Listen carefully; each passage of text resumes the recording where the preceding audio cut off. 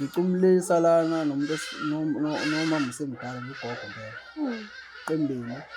Ngithi ngizama ukubamba lo mlisa lo egwaza ugogo bephuma ebaleka. Ayi ngikhale-ke nami manje ngizama ukumsiza lo gogo la ekugcekeni akho umuntu. Ngithe ngisamsiza bangena abantu bakhona, angazi noma basowaphi, bamshiya kanjani ugogo angazi. Mhlambe ulinganiselwa eminyakeni ekobani? 60 to 70 lapho.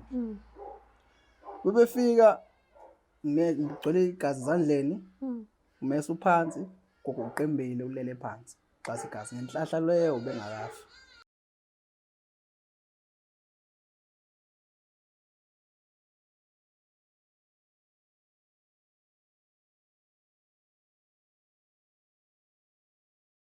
Ngiyanibingelela nonke ababukeli beBlack Life TV, uhlelo esilibiza ngokuthi izigameko zempilo. Igama lapho nguStufuza Dlanga Madlezulu. So-ke sine-guest today and nakanjani uzoshare nathi ukuthi yini lento eyamhlukumeza engabe sehilile noma akakahili, kodwa-ke uzosichazela kabanzi yonke into. Sawubona kunjani? Ngiyaphila njani? Sisi ngiyaphila nami. Ngicela ukwazi igama lendawo okhulele kuyona. No, ngikhulele uLundi. Ngikhulele nje uLundi. Indawo nje esemakhaya. Okay. So ufike nini la eThekwini? Senesikhathi ngikhona. Ufikele emqashweni noma mhlawumbe bekuyikhaya? Bekuyikhaya. Oh, okay. Kanti futhi nasoLundi khona abantu abahlalayo khona? Kunjani nje. Oh, okay. So-ke ngicela sivele sihlale phezu kodaba. Ungichazele kabanzi ukuthi yini le abagila ngayo, kwenzakalani noma kwenzekeni kuwena mekuwukuthi into entsha senda kwenzeka. Lento into endala. Ngoba ngaze ngaboshwa impela. Boshwe lento engayazi.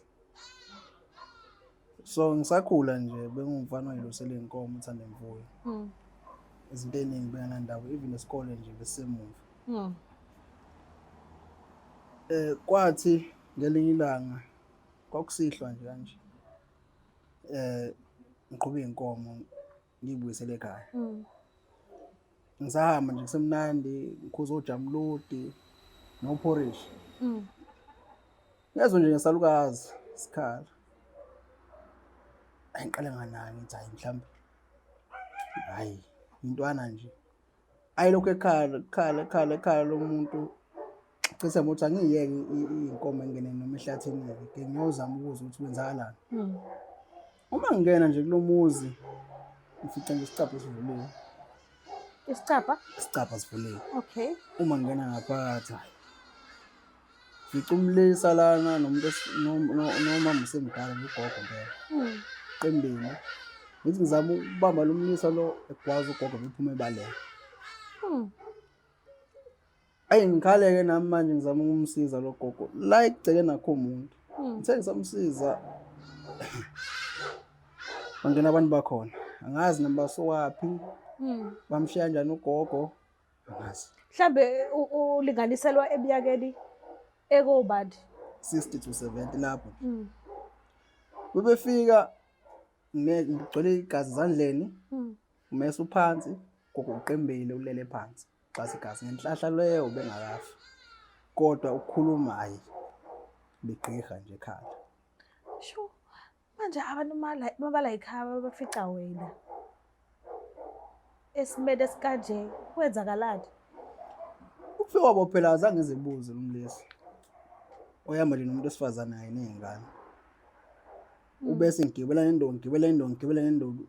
Wase ukuthi lo muntu wesifazane ezolamula yena manje uthi hayi engcona sembophisa umuntu simshaye ngoba manje sizombulala. Bafuna amaphoyisa afike bangithatha bangise jail.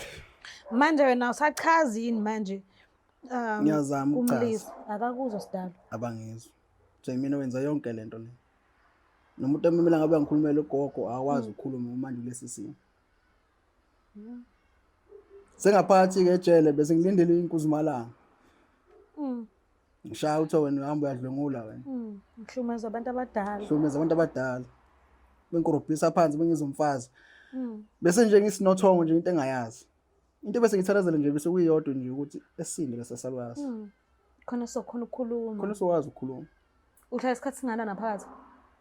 Isikhathi I think 15 years ngoba nakhona ngize ngithola ukwazi ukuphuma ngale nkathi ugogo uma ngizwa wayesiphapheme esibhedlela ngoba ngicela mhlawumbe kwahlala impela isikhathi ekuyikhoma noma sephumile kwikhoma wahlala impela nje engakwazi ukukhuluma sebese khuluma wakhuluma nje impela washo ukuthi hayi lo muntu engathi nembambeli mamba umuntu wrong umuntu umemela nemembelo kanje ubophela ingane nibophela icala ingane wema uthola isikhathi sokukhululeka ke kahle uphuma namanje icala lisaphela ngoba mina ngakhishwa ngebheli ngaphakathi lisaphelwe nje icala kanje uke wasithola isikhathi nomndeni wakagogo abangifuni even umphathi angifuni ngila eThekwini nje ngibalekile.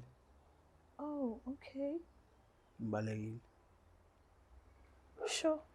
Mhlambe usekeke the time kade usuphumile ke uke mhlambe wazama ukubonana ne-psychologist mhlambe nje ukhiphe nje kusenhlizweni because ukuhlumezeka phela lokhu uthi uyosiza kanti usuyifake enkingeni ogaxele kuyona isikhathi eside kabi.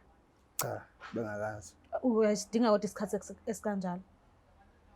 Ngisazama, sapatanisa, ngizama ukufuna umsebenzi angithole ithupha engcolile.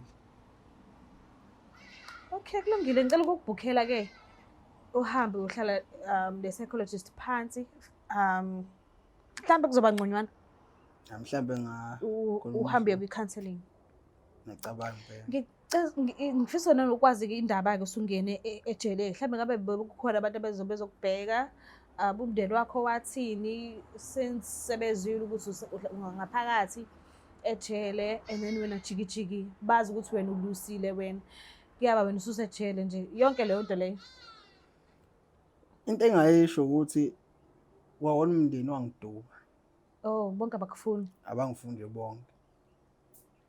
Kodwa uma wayelocation ukuthi ngangeke ngiyenze into efana nale. Ngoba ngiyena umuntu odlama. Futhi nje umuntu omdala bengabe ngiyenzana. And abazali bethu phela bayasaza ngisho bazizala and mabasikhulisa bayasibona inhloboni yomuntu osuke amkhulisa njengomzali and ezalo uyena. So the time usasejele akekho yini mhlambe umuntu okungenzeka ukuthi ushonile ekhaya and wena attendanga umncwabo nje izinto ekanjalo mhlambe umcimbi and wena awukho. Ningi imicimbi biyenzeka kodwa ningi imicimbi edlulile kakhulu. Bewusunayo umntwana ngaleso sikhathi? Hayi bengisengumfana nje. Okay. Ngisengumfana. Into engiphatha kabi leyo ukuthi ubaba washona ngingaphakathi. Okay, awukazi uyomfika. Angikwazanga umbona ngoba nakhona ngatshelwe efonini. Kodwa ubaba asekho. Uma ngithi ufuna ukumbona kuthiwa nje cha.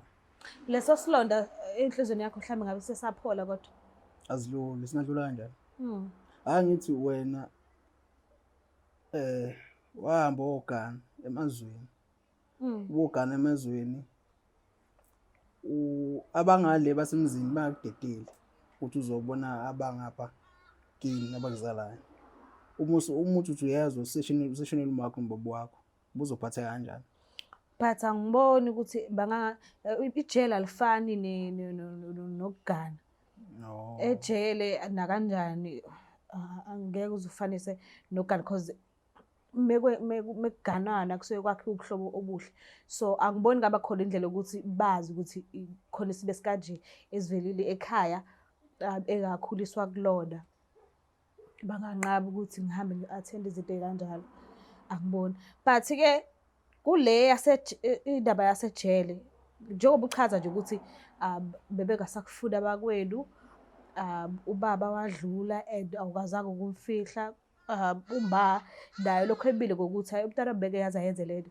But ebuka lesikhathi sihamba usavaleliwe kanje usaphenywa mhlambe washintsha yini waba nakho ukukhola ukuthi hayi mhlawumbe ukwenzile because akaboni behluko. Cha, usamele igama nelilodwa. Usamele igama nelilodwa. Yeah. Mhlambe mase kuthiwa kuyenzeka ke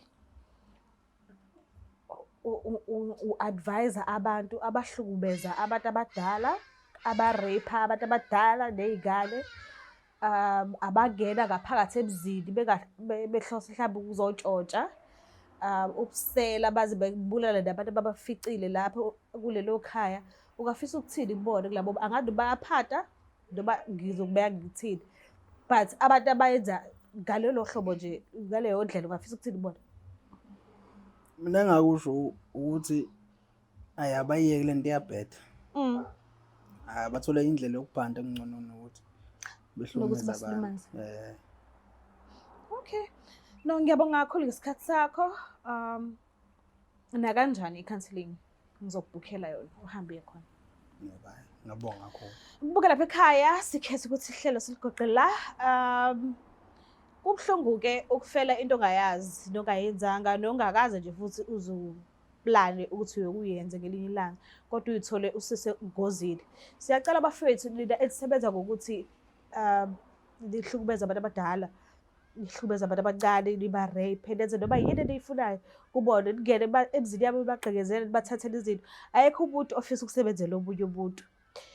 Akwazi ukuthi uhambe uyosebenza uyikhandle ngegazi lakho, umzimba wakho, uthenge lento ongayifisa ukuthi uyithenge masunawo amali okwamandla akho. Kuyabajikijiki khona sengena umuntu ozogqekeza endlini, athathe izinto, arape ingane, arape abantu abadala, abalibaze.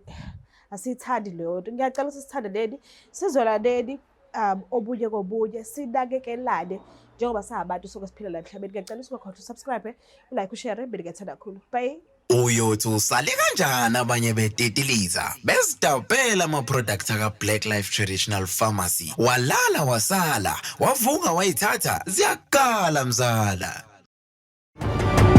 It's the Black Life TV.